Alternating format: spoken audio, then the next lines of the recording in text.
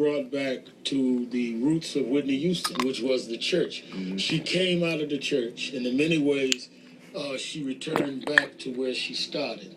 And she came back with all of her friends, superstars, political figures, to her church. Yeah. She brought them back. And you know, you were tweeting from inside before this. You were very respectful, and I was watching your feed, and I'm sure you saw. They said on Twitter, Sissy Houston, as what Marvin said, took the world of church today. They see how black folks, especially Baptists, celebrate people's lives when they die.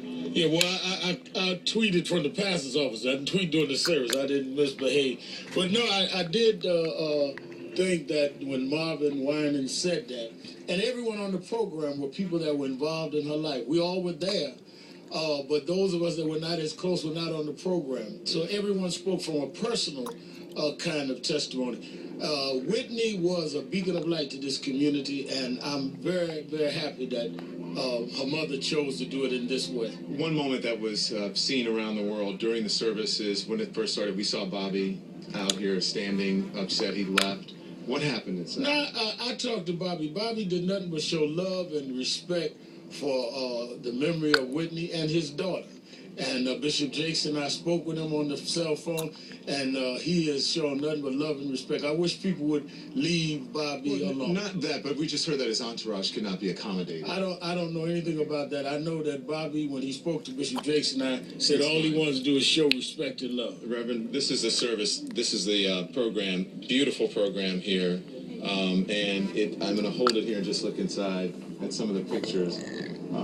It's just a lovely pictures of Whitney Houston at the height of her career as a young girl, winning awards, as you can see here, looking beautiful. And then at the end, of course, all the people who spoke and the way the program went. Reverend, thank you so much. Thank you. Appreciate it. And God bless. We all went to church today, and our faiths were all renewed. We're all renewed. All renewed. I'm looking for you tomorrow. Maybe to develop a habit. Thank you, Reverend Sharpton. We're going to go to CNN's Jason Carroll now. Jason. Yes, I'm ready.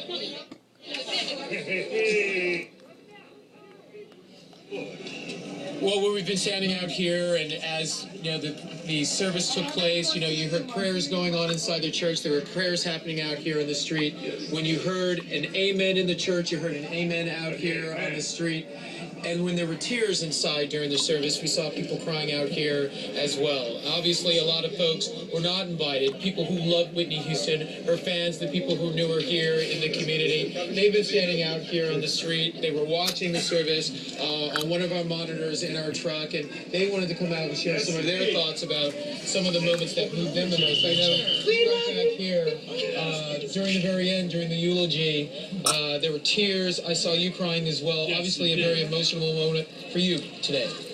It was, and ironically, my favorite song was CC saying, "Don't cry." Okay. Would everyone agree with that? CC, that was a moment, wasn't it? When she took to that was definitely a moment. She said, "Don't cry for me," welling up and tearing up, and it was very moving. For you, what was another emotional moment for you? Stevie Wonder. Oh, yeah. Stevie Wonder. His performance was very, where he couldn't sing "Ribbon in the Sky," and he had to make his own words right away and just think of something what he wanted to say from his heart.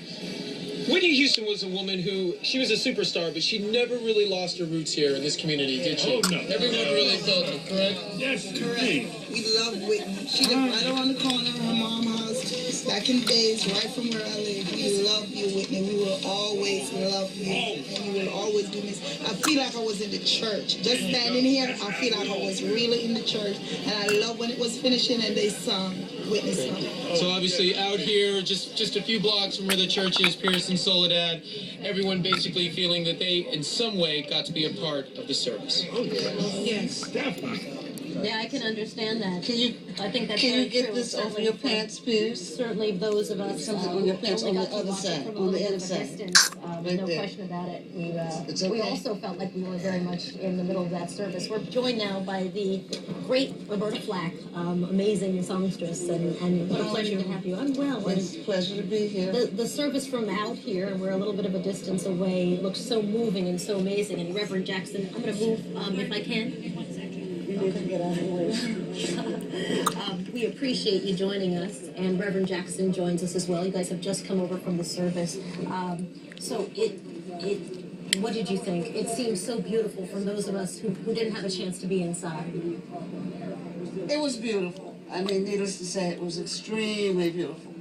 And what made it so is the fact that all of the entertainers who performed, who sang, either picked songs that they felt described their personal relationship with Whitney or what she might have thought about this whole business, you know.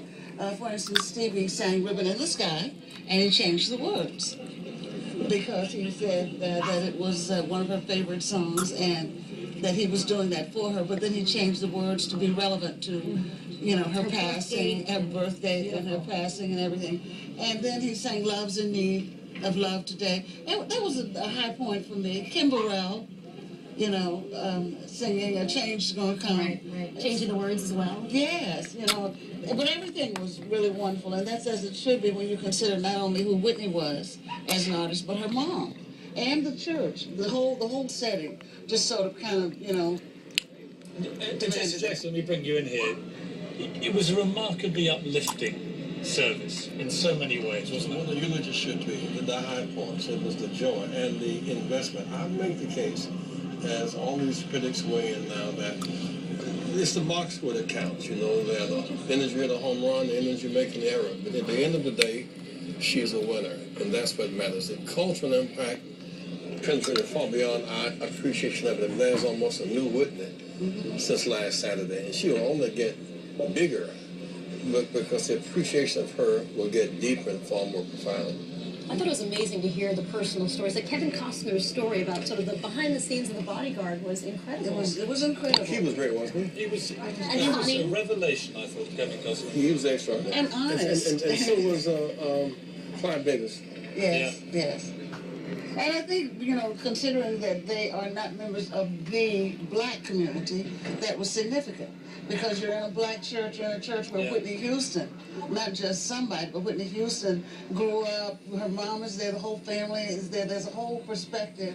And it just proves that, you know, not only can we all get along, but we must, and when you have a chance to put two artists together like Whitney and Kevin, you come out with something that he said, as he said, is lasting and memorable. So people will never forget The Bodyguard, and God knows people who witnessed him talk today will remember it even stronger. And music is that universal norm. Some years ago, I was in the Soviet Union when the Iron Curtain was up. And politicians couldn't get through, we were threatening to blow each other up.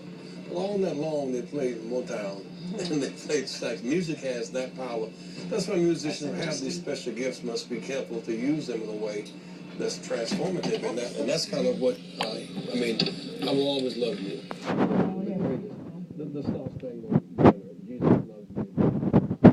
Around here will know that it was her first music teacher was a mother. You know, her choir director was a mother. Her critic was a mother, and the surrounding friends. So it's been a day of joy and pain, as they would say, sunshine and rain. But having put the two together, she's a winner. I love this picture on the front here of the order of service, because people forget Whitney Houston when she was 17 was a beauty queen. She was a real trailblazer, actually.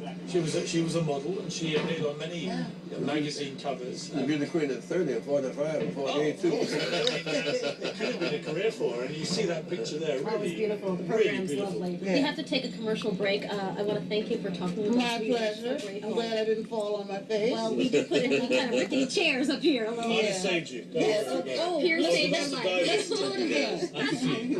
We're going to the cemetery. Let's have an Obama bump. Okay. Absolutely. Lovely to see you. We're going to take a commercial break and we're back in just a moment.